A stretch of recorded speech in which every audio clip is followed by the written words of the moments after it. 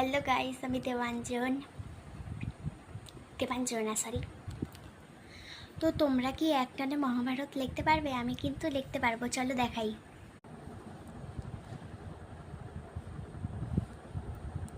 Sorry guys, এটা হলো না।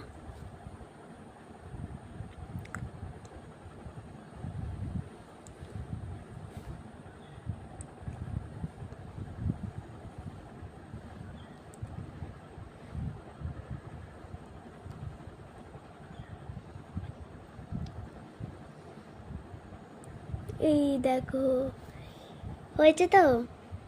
এটাকে আমি অনেকবার চেষ্টা করেছি, তারপর হয়েছে। তো সো গাইস, আমি এখন আরো ভালো করে লিখে দেখাই, চলো। সবাই থেকে অবাক হয়ে যাবে।